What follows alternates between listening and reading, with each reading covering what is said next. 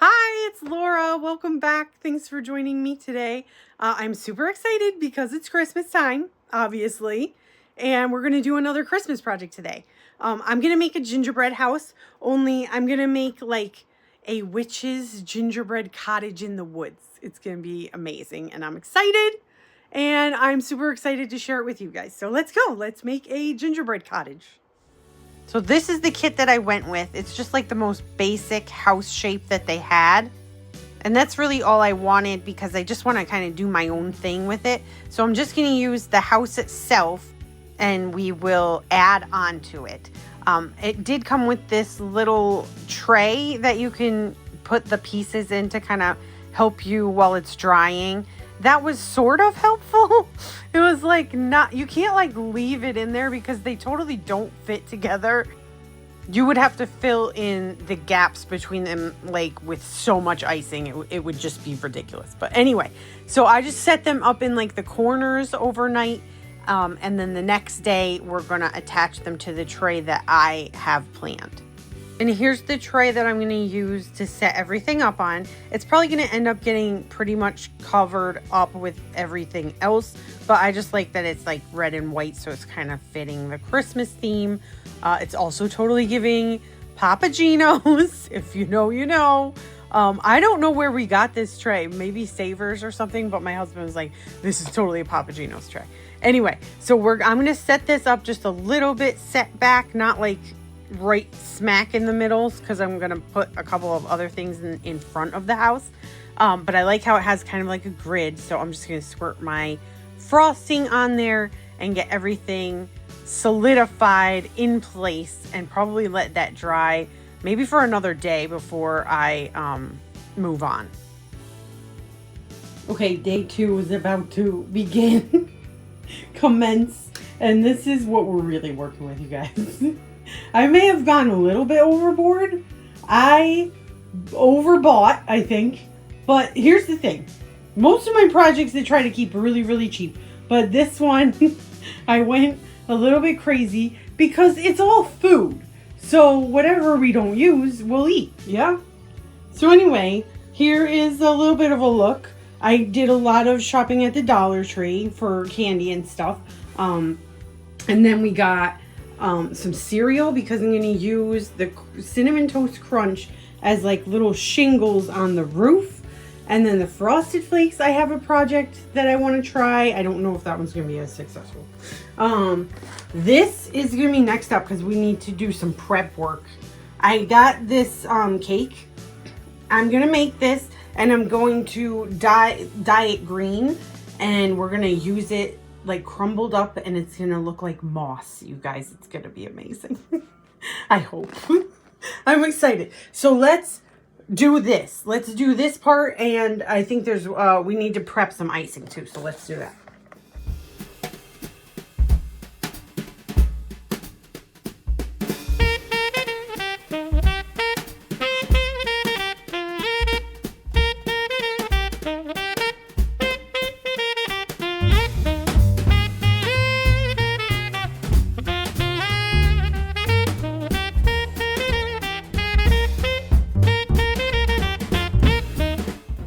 Okay, so the cake is working. I also ended up making a bunch of icing for this project. I didn't care how it tasted. I just wanted something that was going to be super like cement glue. So all I did was use powdered sugar, a little bit of water, and some egg whites. And basically I just mixed that up until I had the consistency that I wanted, which is like this. And I did pick up icing bags for this project. They had them at the Dollar Tree, actually. It was like 8 for $1 or $1.25 or 50, whatever it is. And I just really find them super helpful. You can use like a plastic baggie and just cut a hole in it. But I just like the way that these feel better in your hand. They're easier to work with, I think. But of course they are a bitch to fill up. If you've ever had to fill an icing bag, you know what I mean. This is like, it's an impossible task without getting icing everywhere. But now that I'm thinking about it, I bet there's a bunch of freaking life hacks for it. So if you know any, drop them in the comments below. And now that my icing slash glue is finished, I'm going to attach my roof. And then we just have a couple quick little things to do before it will be time to start adding things on. So next up, we're going to do a super simple project. It's not even a project really. We're just taking these little peppermint candies, sticking them in a non-stick pan and putting them in the oven at like 225 for like, I don't know, a minute. I'm probably just going to watch them melt. And when they look like I want them to look, I'll pull them out. My husband tested this with just like regular hard candies the other day and they looked really cool. But I just thought it would look even cooler with the peppermint candies. So we're going to do these and this is going to be awesome.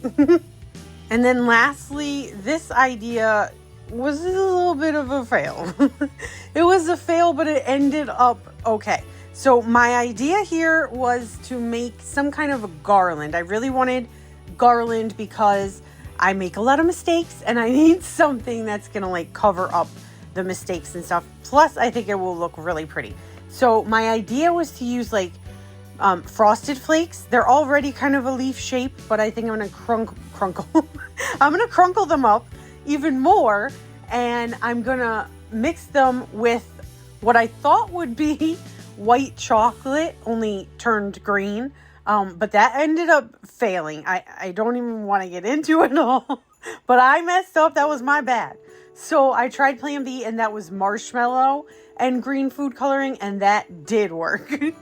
So we don't need to get into all that, but basically it worked out in the end. So now all I've done is like taken them and morphed them, molded them into like little shapes. And I'm just going to stick them in the fridge for a little bit to firm up. And then we will attach them to the house later. And my daughter Ivy made sugar cookies the other day. And I'm going to use one of those for my door. So I'm cutting this out with an X-Acto knife. It's giving Squid Game vibes, if you know what I mean. Where they have to cut the cookie and not, die. The little peppermint window things that I made in the oven turned out so cute. So I'm going to attach the door and all these little windows. They were kind of hard to slide out of the pan. Not because they were stuck in there, but because they're so flat.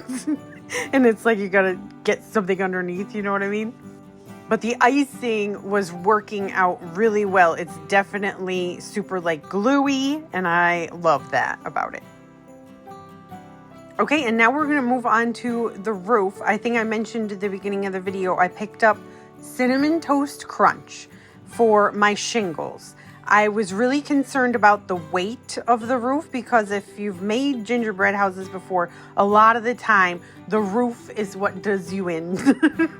It's the one thing that like you start adding to the roof and the whole thing just collapses. So I wanted to plan ahead and get something really lightweight that was going to work. And I just really like the way that these look. They have a natural kind of feel to them. So we're doing a Cinnamon Toast Crunch shingle roof. It's everything. And this is where I decided that I needed some color on my house. And I really just wanted to limit my palette to like red, green, black, and white. We're going for like a little bit of a goth vibe, but I didn't want to have a black house. So anyway, so we're going to go with red. I picked up these little icing containers at the Dollar Tree and they already had red mixed up and they already had green mixed up. So I'm going to use the red and we are going to ice pretty much the whole house. I kind of wish I thought of this before I put the door and the windows on, but that's okay. We can adjust later. I did attempt to try to make the windows look more like spider webs by kind of painting in some icing on them, but it really wasn't working. And so I was like, okay, I'll just do it on these two. I don't think it's working. Let's move on to something else. And I tried to do a spider web detail at the top, like the peak of the roof instead. And I really hope that it's not coming across too much like Spider-Man.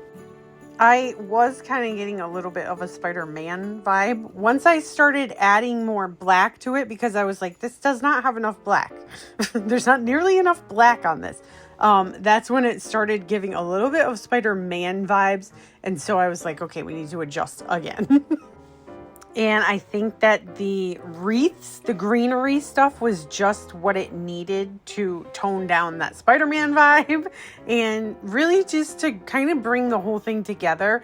Once I started adding the wreaths and stuff, I started feeling like, okay, this is more of what I was going for. It's starting to look more whimsical, more woodlandy.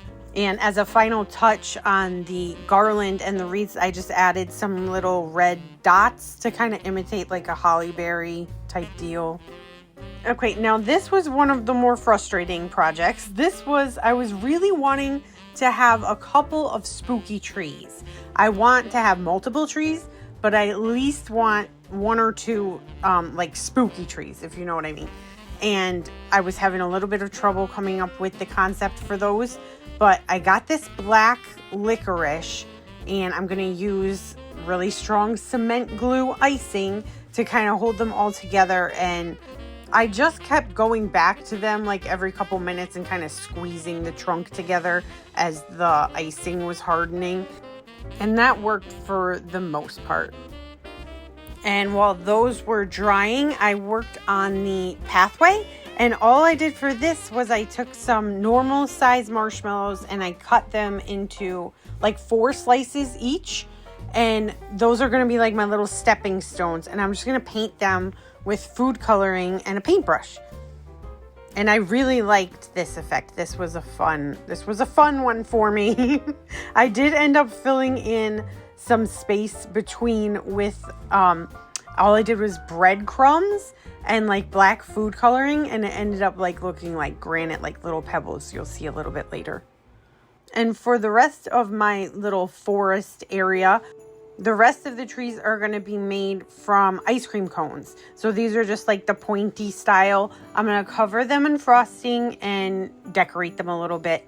I ended up just using pretty much like the glittery kind of sprinkles. When I was pouring them out, some of the other sprinkles got mixed in, but I actually really liked the way that they looked when I rolled the ice cream cone in there. So they ended up looking really, really pretty. And then the spaces that didn't fill in on their own, I just kind of sprinkled them on. And I did make one black one as well. I got some fondant, and I'm going to use that to make a cauldron to go out front, and maybe a couple other things for my little gingerbread witch. And so I'm using the black as a paint for that. It doesn't really dry that well, kind of stays wet forever.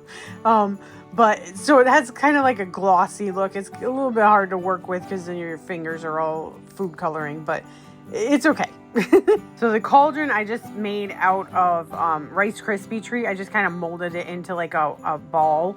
And then I covered it with the white fondant and I painted it black. Now, my gingerbread witch, I did not want to fully embarrass myself, but I had to have 2 goes at her. The first one was a complete disaster. I'm including a little bit of footage of me working on her, and I am including a shot of what she came out like. It was not good. Okay, so she was scrapped and we started over. And I ended up just using the little gingerbread guy that came in the kit. They include 2. So I just picked one of those and I decorated her way better than I did the first time. So I gave her a green face and I made her a little witch hat and I just painted her outfit. And I got to thinking that people might think that she's Elphaba, and that's okay. I haven't seen the second one yet. If you guys have, let me know if you liked it in the comments below. I think I'm going to wait until Christmas to watch it. I'm excited. But the point is, it was not my intention to make her Elphaba. She's just supposed to be like a witch, right? She lives in the forest. She's amazing, and I love her. And then the final touch for this project is mushrooms. I knew I wanted to have a bunch of like little classic red and white toadstool mushrooms around. So I'm making those out of fondant also.